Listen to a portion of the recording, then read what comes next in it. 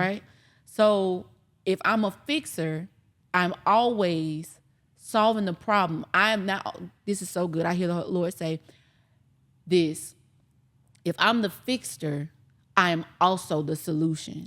You are. I'm the solution. And then this is so good. And then I have the audacity to wonder why I have the burden of being a solutionist when God was already the solution. My God. So now I'm trying to take on the yoke of God and not giving my yoke to God, or not just saying, hey, I'm the help me. Yeah. Right? I'm the help. I'm the person that's guiding you or coaching you along the way with the solution of God. Yeah. I have now then said, okay, because I'm going to fix this, I am going to provide the solution as well. And so what the Lord told me on the way here, he says, when have you ever called Jesus the fixer? Even when Jesus came back after he had resurrected, even when he did that, he said, I'm going to send help. So not only did Jesus come to help, right, which is being the bridge to heaven, right, to God, to see God, but he also sent the help. And so I was like, okay, God, so if I'm supposed to be like Jesus, it's like, what would Jesus do situation? Yeah. Even when Jesus was like doing the miracles and stuff, most of those miracles, if not all, had the person to be engaged in the miracle. Yeah.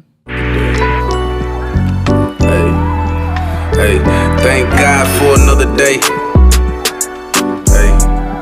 Hey, I know we could be another way. Hey, pray. Thank God for another day.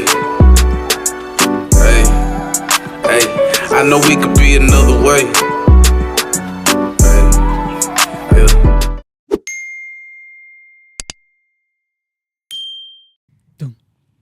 Go Charlie. Go Charlie. Who Charlie? Charlie Wilson. Oh. Hey, girl. Oh, Charlie Wilson. Charlie. How you doing? Go Charlie. Go Charlie. Go Charlie. Go Charlie. I knew that.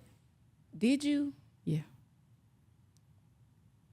Y'all, she's straight tripping. She don't know who Charlie Wilson is. I do know Charlie Wilson. I had to say, hey, girl. Kendall gonna get you for that. I do know Charlie. Uncle Charlie. I know Uncle Charlie. Hey, girl. How you doing? My name is Charlie. What is the pause? Last name Wilson. Sing the rest of it. I was wondering if I could take you out. Show you a good time. Invite you to my house. Here is my number. You can call me. And don't forget, babe, her name is Charlie. Charlie. See, I know Charlie. I know Uncle Charlie. Okay, I'm just trying to figure it out. You guys, welcome to Jess Ask The Podcast, where we create a safe space for influencers to decompress, have fun, and guess what? Just ask. Just ask. Listen, y'all already know where we at. We at the link. Listen, y'all like this background? It's a cute. It's cute. It's it's wallpaper. I have never seen this type of wall before. Like it looks like somebody painted on this wall. It do. I like it. It does. And so I appreciate this background. You know, these are our sponsors of Just Ask The Podcast. We appreciate JD and D Funby for allowing us in the space. Y'all, if y'all need to record, take pictures, have events, y'all, when I tell you there's levels to this building, say levels. Like levels? Levels, okay. Rooms on top of rooms, space on top of space. And so you want to book them today, like for real. So the link is in our bio and we're going to get to it, okay? So listen, y'all, it's just me and Desiree this week. I heard y'all like it like this sometimes. I mean, sometimes. Sometimes. Yeah. They like you, Desiree. They do. I like y'all too. A lot. I like you a lot. They like you. I like you. I like you too, Jessica. But no, I like you for real. No, like for real. No, like in real life. No, like for serious. Like for real, for real. You can't go nowhere. Like we stuck. Stuck like Chuck. Like it's like peanut butter and jelly, and that's all I do. I don't do no peanut butter, just peanut butter, no just jelly. It's peanut butter and jelly. It's peanut butter. And it's grape jelly. No, you had me until you said Wait, that. no. Yes, baby, strawberry. I can't do grape. No. Okay. I can. All right, so y'all let us know in the comments, strawberry jelly or grape jelly? Grape jelly. I mean, I even give you. Why are you telling the people what kind of jelly they gonna choose? I even give you mixed berry jelly. Mixed berry jelly. Where you get that from? At the grocery store. No. Yeah. No. I've never the seen Waffle it. House. The Waffle House. Okay, can we in the little thing? Okay, the Waffle House. It's a mixed berry Yeah, jelly. Waffle House is good, but don't give me no grape jelly. No. We don't do Let us know in the comments, strawberry jelly or grape jelly for your peanut butter and jelly sandwich. Yeah, so as much as we love each other, there are some things that are different. Very. Very different. Mm-hmm. But Facebook had said that we've been friends for 3 years, but technically we only been friends for 2. Well, our friendship developed. We've known each other probably 3 years. Yeah. But our friendship developed like 2 years ago. Yeah. Is that like surprising to you? Like how fast it's gone? I don't think it's surprising. I think when you give space for new relationship, the right relationships. Yeah. It organically happens how it should happen anyway. That's one thing I do think that I love about our relationship. Like, I think that we gave each other room to be ourselves. Yeah. Even though I know for me, I was really trying to figure out who I was in the midst of all of that. Like, who is Jessica? Yeah. Like, what does that look like? And then as I developed, or I was trying to figure that out, for me, from you to me, it was like, okay, I can be like really raw with her, and she's just like, okay, like that was weird to me. Like, it was weird because I walk on eggshells with people. Yeah, I'm like, we're turning a whole different corner. I do. I walk on eggshells with people because I don't think that. I think because of my awkwardness and because of the way I do life, I think that I'm possibly in other people's eyes hard to manage or deal with because I am multifaceted, not just in the idea of talents and stuff like that, but in the idea of I can switch it on and off. Like, 1 minute I'm goofy, I'm having fun, blah blah blah, and the next minute I'm straight business. And that business lady that come up, baby, everybody can't handle her. No, it's facts. Like, I done seen her.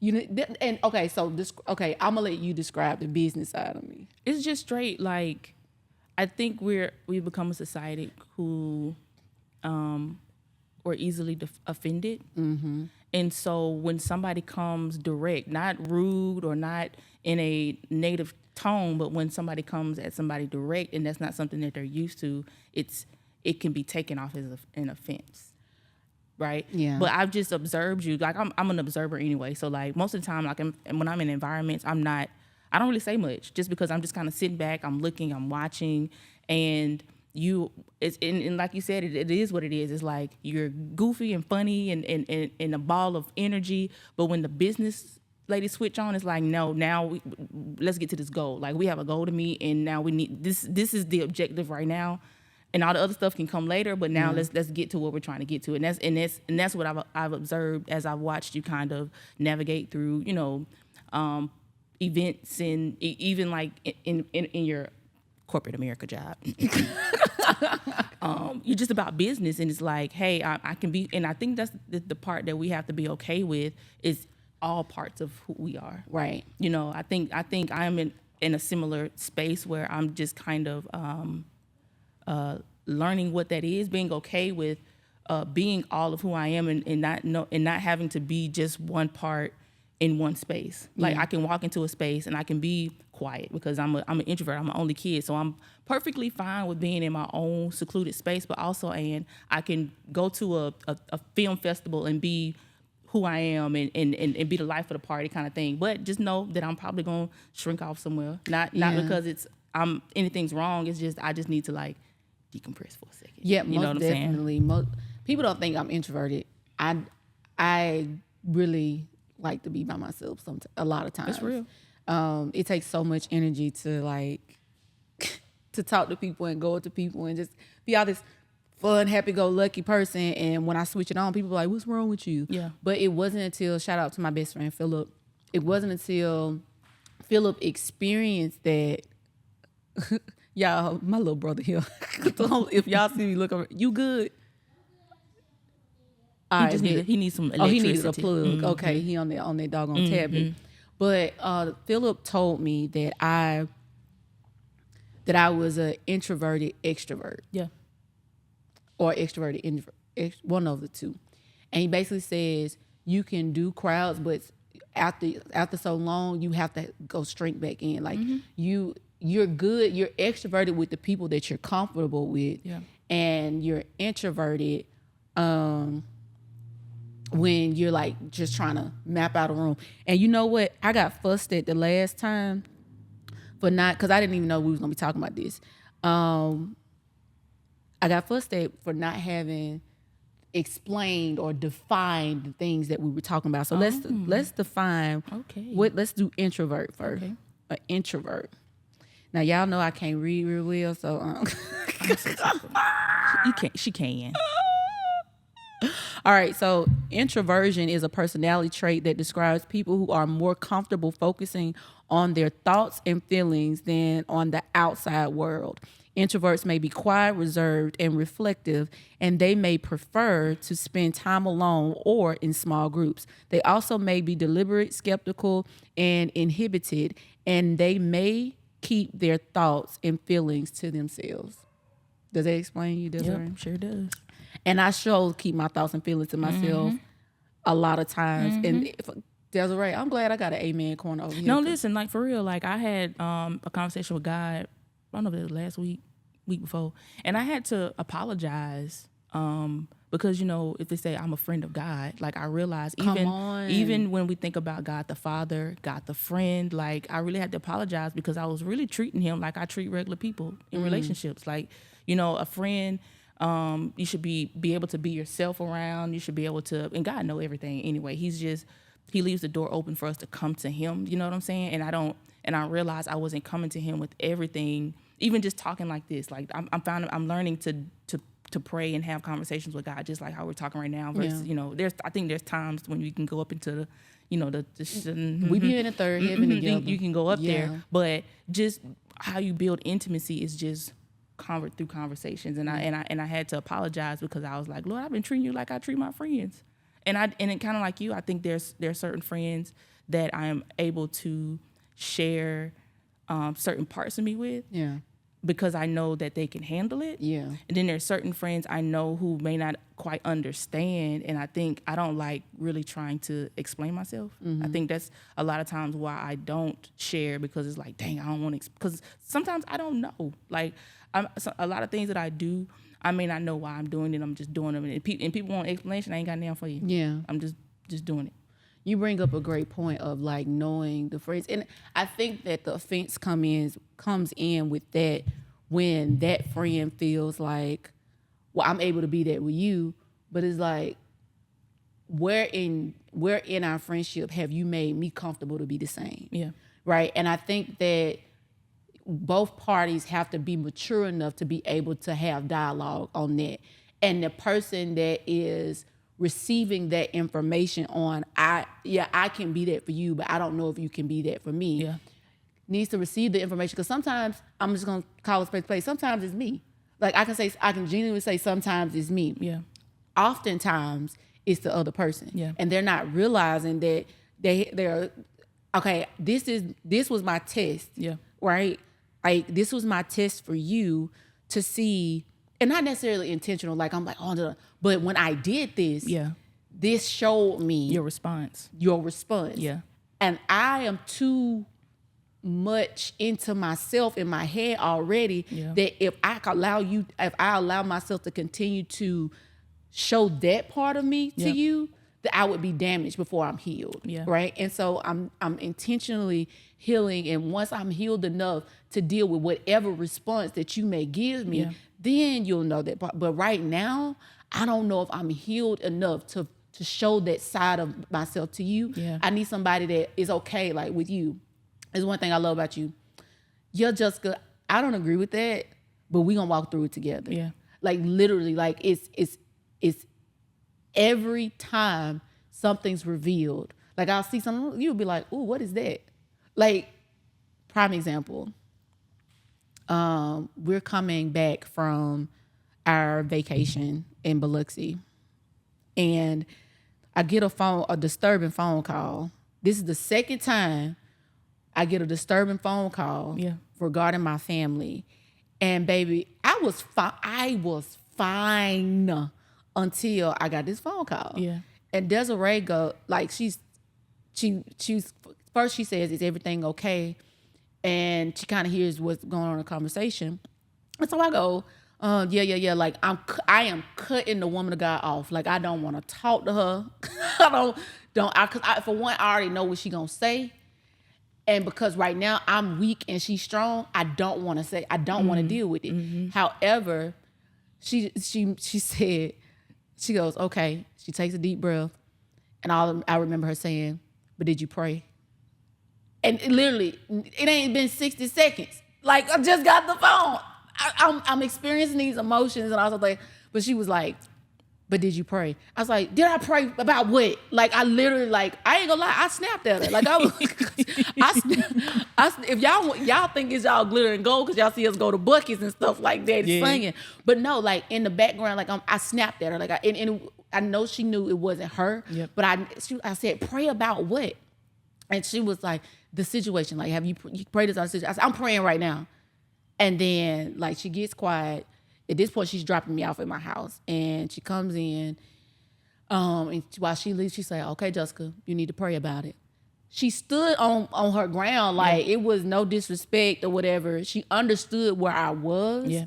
And my heart, she knows my heart. At the end of the day, like, you know the foundation of my heart. And I think that when sometimes people miss the heart or intent of a person when the emotions flare up. Yeah. And in that moment, I knew, I was like, man, I'm gonna have to apologize.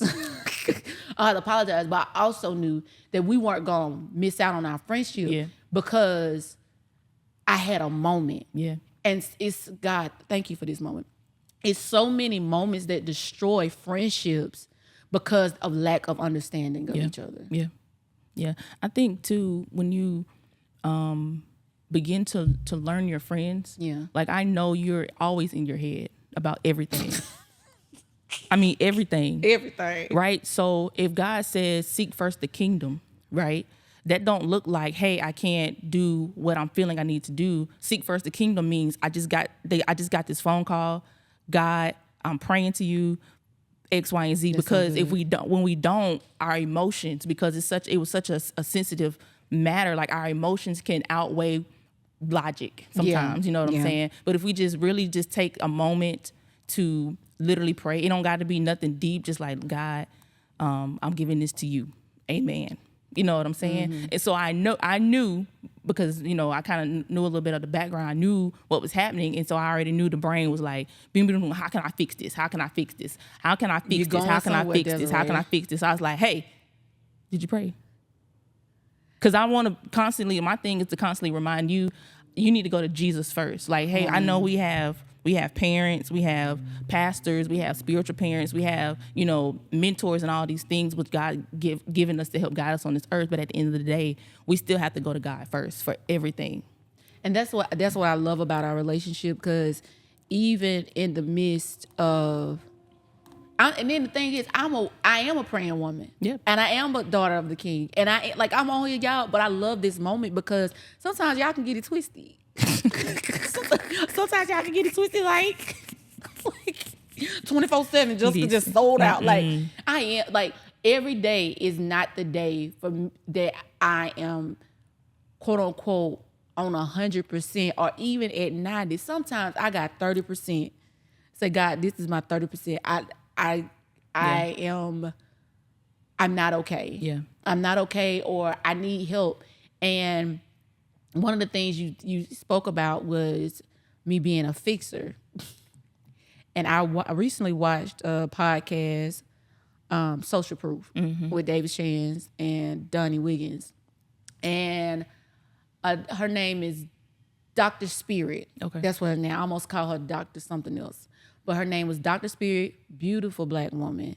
And you can just tell that she is well endowed in her profession, right? Like the lady know her stuff. Yeah. And the reason why I know is because I'm studying right now. So I was like, oh, we're learning that. Oh, we're learning that.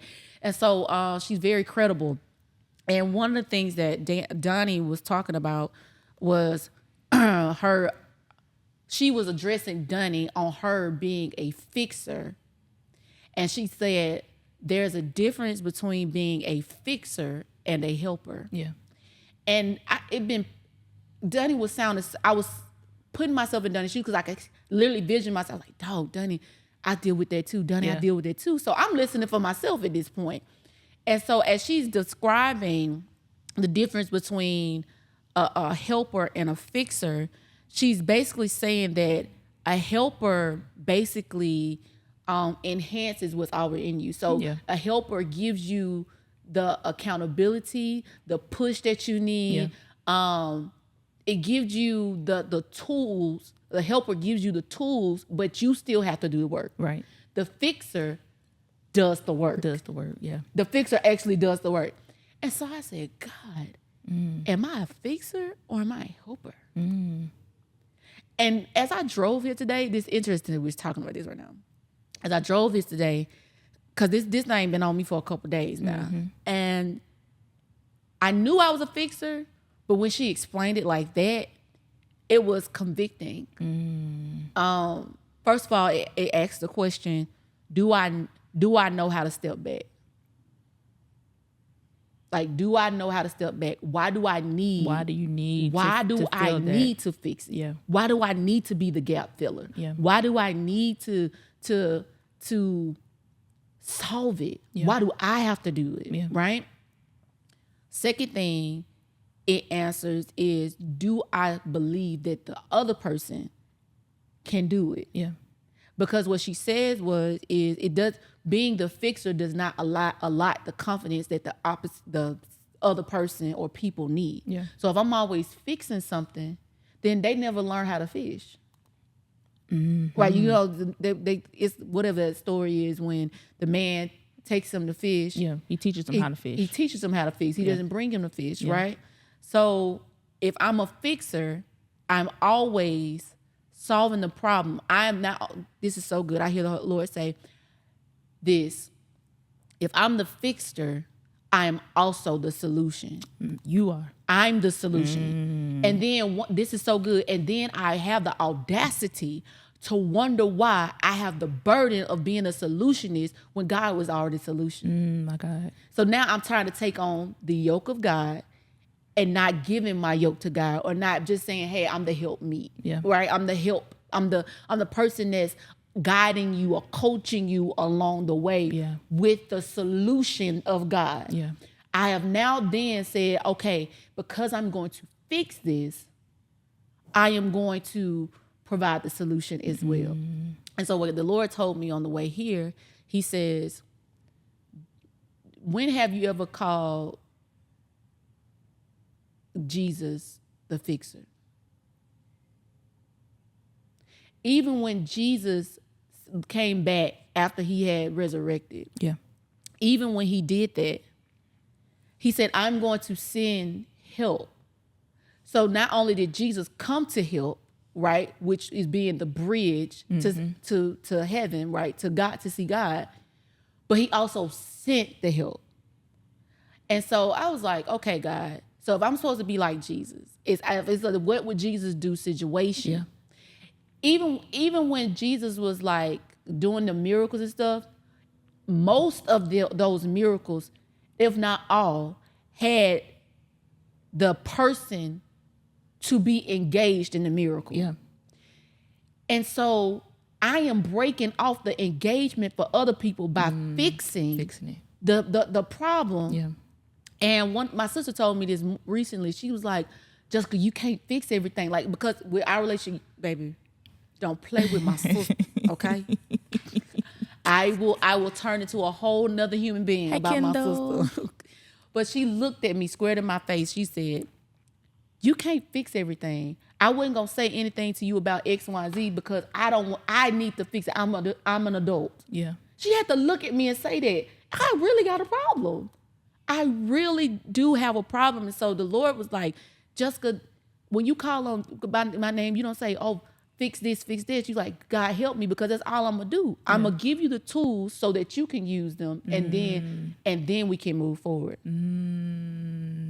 Wow. So like, I gotta break this fixing, y'all. Like, if y'all feeling me in the comments, so just let me know, because I know I'm not by myself. Y'all not gonna make me feel like I'm crazy. You're not by yourself. I'm not. And it's the same. It's the thing. Like, I think you just have to be mindful. I think as you continue to build your relationship with God, at the end of the day, we are to lead people to Christ. Yeah. And that could look different just depending on the situation. But even just being able to stand in the gap and intercede, that's still being able to bridge the gap and still giving them God and not giving them ourselves. Because I think I think too, if you kind of look at some of the situations, it's probably depending on the relationship. Like, sometimes people probably that are really closer to you. Yeah. You don't want to see them. You don't want to see nobody suffer. You know what I'm saying? Yeah. So it's like, let me do what I can just to help them. You know what I'm saying? But still, at the end of the day, we don't want to be a crutch. But you know what? I would love for your last statement that you just made to be true, but I don't think it is. Oh.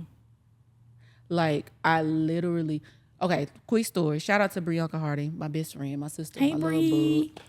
Baby, we went on this girls trip to North Carolina, right? And as we're ending our trip, we decided to go to this thrift store. And gosh, this is crazy. So as we're in the thrift store, I see this man, and he looks homeless, and he, I could tell that, he's a little off or whatever, but he found me. Let's just say that he found me. She was in one part of the store, I was in another part, but it was plenty of people in the store, right? And basically, I won't say he cornered me, but like he said, hey. And I was like, hey, and I kept on shopping and stuff like that. And then he got close to me. He's like, can you pray for me? Like, and I was like, okay. So as I said, well, let's move. Cause like literally I'm cornered, like in this corner of the store. And I was like, well, let's move up a little bit. Like let's move up. Cause I felt something, but I was like, okay, he asked for prayer. So maybe I just should pray or whatever. I'm trying to do the right thing. Operating as a fixer, right? Mm-hmm. So I prayed for him, and I remember in a training. That's why it's good to go get trained. I remember the training to keep my eyes open. So I had just learned it. So I'm praying with my eyes open, and so I pray for him, whatever. And Bree comes right up at the end of the prayer, and Bree discernment on 1,000. You hear me? Like she peeped stuff so quick, and she didn't say nothing, but her body language told me something was not right. Yeah. Okay. So my body this is so good. My body told me something was right, but I didn't really listen to it because I was like, maybe I should go ahead and pray, or I went ahead and was like, this is the right thing to do. Right. Bree was like, came over like, what's going on? So we check out or whatever. He was following me, and then I was like, yeah, he was just following me for a minute, and then he asked me to pray, whatever. And so we don't see him anymore.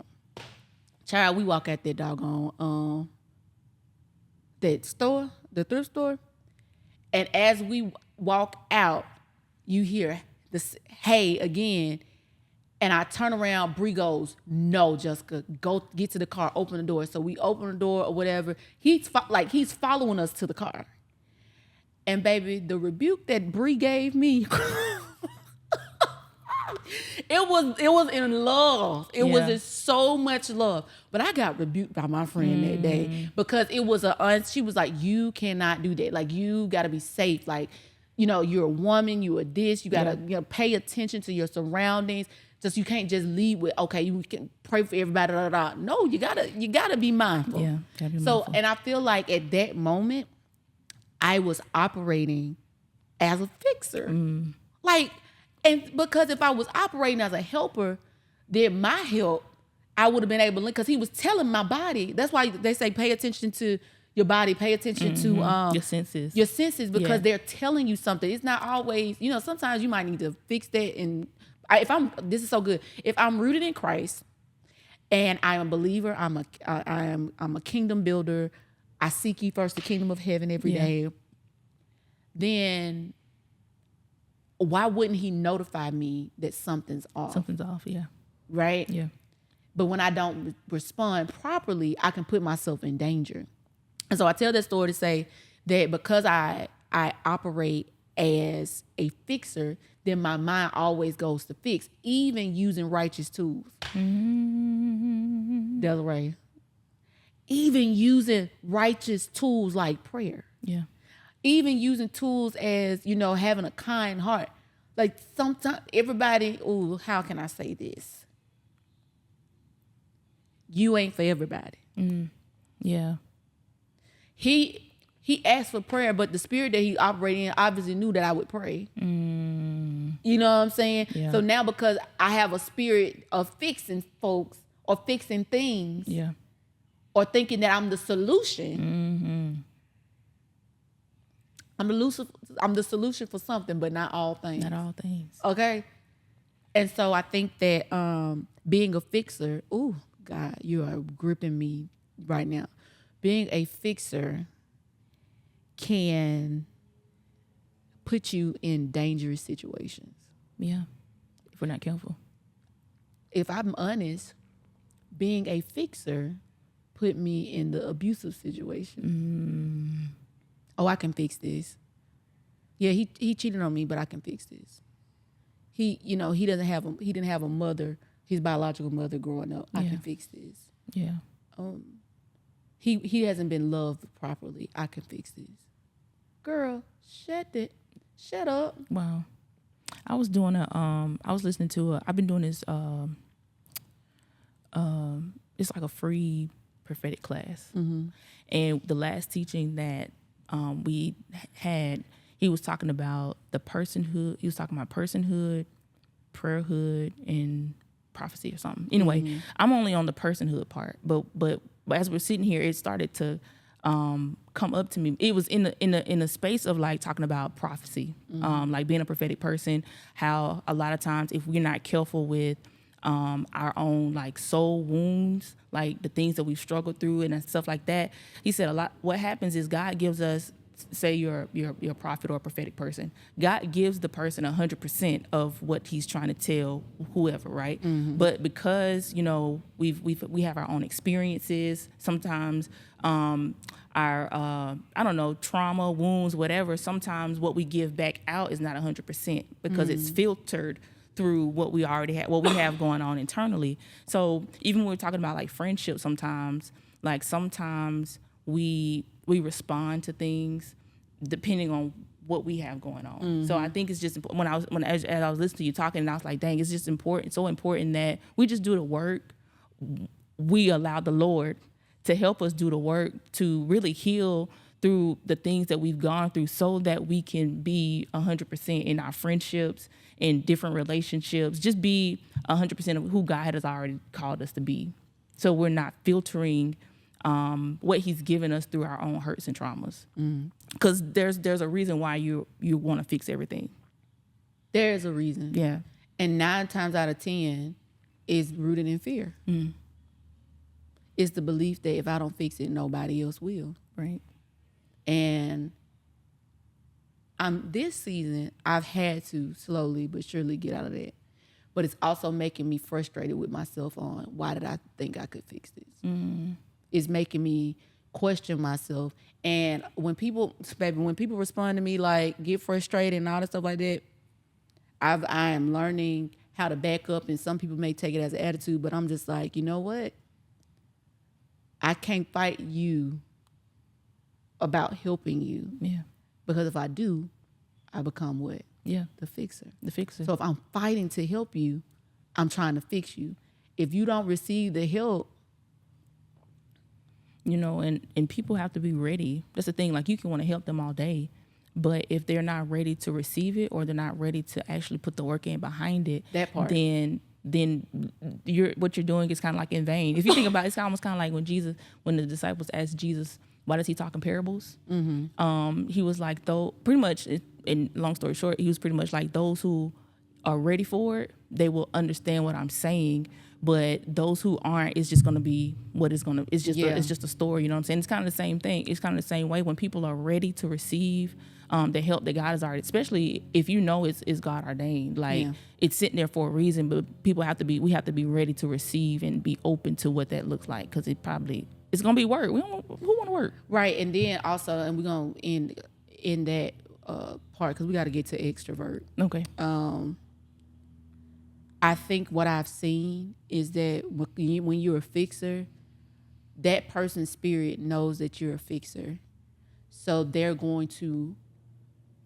could potentially manipulate you into fixing. Mm-hmm. And then now you stuck in something. Doesn't hurt. Now you stuck in something that could have been your assignment. Yeah. But because you're not in the right spirit, I would say that, has become a detriment to a part of your life, not your life, because your life can, you know what I'm saying? You can fix things, you can mess up some things, and the grace of God is there. Yeah. However, I don't want to keep experiencing the same thing over and over again. Yeah. I don't. I'm kind of sick of myself on that. Oh, help us, Lord. Extrovert. Okay.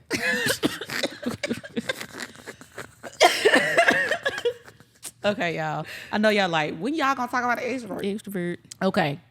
An extrovert is someone who has personality characterized by outgoingness, high energy, and a tendency to enjoy being around people. Extroverts are often described as sociable, talkative, active, and warm. They tend to be enthusiastic and action-oriented and may be more likely to say yes to opportunities for excitement. Extroverts are also known for having good social skills and may be able to adapt to conversations with a variety of people in different situations. That's why I say I got both. Yeah, I think I'm both. It's so funny because like even like my clients, like my salon clients, when I tell them I am introverted, they don't believe me, because that's like a one-on-one, maybe like a little small group setting is very comfortable for me, that I can feel like that's enough to not to manage, but I feel like a small group is good. But when you sit me in a big crowd, that's when my little introvertedness start to I think I am definitely the opposite. Really? Oh, definitely. Yeah, no. Like when I was at the podcast summer, baby, I was working the room. No. I love, like, oh my gosh, like this is so exciting. Get me in a small, like, Philip had a kickback one day and he was like, "Are you okay?" And I was like, that's when me and Rock became good friends. That's so funny. Baby, she came over there. I was like so uncomfortable. I love a good kickback, baby. I like a kickback, but with folks small I know. People, yeah. I want to be with people I know. That part. Because that's where I really relax. Yeah. So that might answer it. If I feel like I can't be myself, I just, like, I go in. So I just asked the Google, can people be both introverts and extroverts? And it says, what Google say? Google, Google got this new AI thing or whatever. So I kind of like it.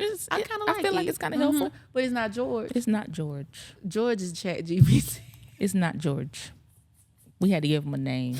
No, the woman of God gave him a name, and I just went with it because she found George, and you would think they didn't got married. She'd be like, "Did George tell you that?" But yeah, so Google AI says, yes, people can be both introverts and extroverts, and this is called being an ambivert. Ambiverts exhibit qualities of both introverts and extroverts, and can be labeled as pure introverts or extroverts. Their tendencies can change depending on their mood, situation, goals, and the people around them. Ambiverts may feel equally comfortable in social situations and alone time, and may be good listeners and communicators. They may also be empathetic and have an ability to regulate their own behavior. Now I think that just helped a lot of us out. Yeah. That can definitely say I'm both. They can't see you, Desiree. Sorry. Hey, y'all. You was doing so good. I was gonna compliment you off the camera, but now I gotta rebuke you in front of it. That was just one time. One time, because before we was struggling. Hey, I'm getting better. But I can definitely see myself being both. Like I'm an only kid, so just naturally, I think even with only kids, most people are like, oh, you're only kid, you're spoiled. I'm like, yeah, no, you don't know Willie Faye. Willie Faye was not having that. Okay, she wasn't having it. Now she did what she did the best that she could to make sure that I was taken care of, but I was just spoiled in a different way. Like my grandparents loved on me and stuff like that. But I was just okay with being by myself. I think that's where a lot of my creative craftiness kind of came into play. Like my mom sewed, so I used to go get like scraps of fabric and make Barbie doll clothes with needles and thread and draw and all these things. But the thing as I look back, even when I got into like high school and stuff, like I was kind of like I don't know, float ain't a word. Because I was so multi-layered, I was creative. I played sports. I played basketball, volleyball, ran track, those things. Then I had I'm gonna say my regular friends. Like I could flow in and out of all these groups and still be cool with everybody. You know what I'm saying? But there were still moments where it was like, "Hey, you good?" I'm like, "Yeah, I'm good. I just need a minute." Yeah, just a minute. And I think the ambivert thing is really good because it basically says, I am, girl, I'm going to start speaking to you. I am what I need to be when I need to be I need to be it. And I think that is, now that in my mind, now I know I'm probably get some preachers and some saints that going to say, no, you was a child of the king. Just listen. just listen real quick, okay? I think that if there's a preference or something more kingdom-like, I think that it would be the ambivert. Yeah, because you get to be what you need to be when you need to be it. And I have harmony, as you would say. Yeah, you gave us a new word with Erica. I have harmony. And so where the missing piece is, or if I need to just be watching, then I can just be watching. Yeah. If I need to go be on the stage, not gonna be on the stage. That's one of the things you told me. You was like, Jessica, how do you go from you laughing or you on the, you telling people in the back, we need to do this, and then you go on stage and like I can't explain it. Yeah. I can't explain it, but now I know that the beauty in being able to maneuver in different environments is needed. Yeah. It's needed. So I'm an ambivert. Okay. I love what you said when you said the I am, because God was pretty much saying I am what I am. Mm-hmm. You know what I'm saying? And I think when you get to the point where you are okay with you, all of you, whatever that may look like, regardless of how people think, feel, or say, like that's kind of where I'm striving to get to, is being okay with who God, what He's given me, and who He's created me to be for whatever. Like I do hair, I need to be this right here. Okay, great. If I need to take some pictures over here, okay, great. If I just need to be a listening ear, okay, great. I can be all of these things. Like I think I was trying to like separate them. Like I was trying to just be this one little thing and be this one little thing. But it's like, no, I can't separate it because it's me. You know what I'm saying? So I think we just have to get to a place where we're comfortable with the skin that we're in, regardless of what that looks like for anybody else. Y'all know when folks call me on while we recording. Hey girl, yeah, we recording. Y'all say hey. Hi. I'm not gonna show you. So real quick, we're doing an episode about introvert versus extrovert, but it's also something called an ambivert, which is a mixture of both. That's what you are. Yeah, I'm an introvert at heart, but I intentionally try to be an extrovert in certain situations. Yeah, that's Antoinette. Hi, Antoinette. I'm gonna show you the Desiree. Hey, girl. So okay, now you done got on the pod. So now when you say that you intentionally try to be an extrovert, what does that process look like for you? Because I think I'm an introvert also because I got a little anxiety. So I try to like mask the anxiety and I guess not be so introverted in certain situations where I know I need to be more extroverted or more social. That makes sense. Yeah, that makes sense. So that basically you're saying that when you're put in the environment that you need to be, you have to kind of gas yourself up. Yeah, a little bit, yeah. And then you'll if I'm at an event and I'm talking to people, you'll see me kind of pull off to the back and be quiet in a minute because my social battery is big. Mm-hmm. But you know what's interesting though? You know what's interesting though? In college, Antoinette and I have been friends since college. Well, no, that's a lie. Before then, but our friendship developed in college. So since then, you would think that you had a gap where he's always socializing outside. You was outside, and I was quiet most of the time too. I was observing. Okay, you would think I would be present, but that don't mean I'm socializing. Now, so that's a good point. Just because I'm outside don't mean I'm extroverted. That's what she just said. Yep. Thank you for popping up in our conversation, sis. You're welcome. Well, call me back so I can ask you what I need to ask you. Okay. Call me back, girl. Oh, listen, call me during the recording. The phone getting answered. It is. But the reason why I went through is because she on my favorite, so on Do Not Disturb. So I was like, I thought about putting my phone on Do Not Disturb, but that was good input. And so I've enjoyed this conversation. Didn't know we were gonna go there. We went there real quick. It took a turn real quick. That's why folks be here now. How you know what you gonna talk about, baby? The Lord. The Lord. The Lord. The Lord. All right, you guys. So I appreciate you guys for tuning in. Let us know if you're more so an introvert, an extrovert, or you in the middle. You got a little sprinkle of both. In the sprinkles, you got a little sprinkle of everything. But Desiree, you got anything else? My thing is, I think just be okay with who you are.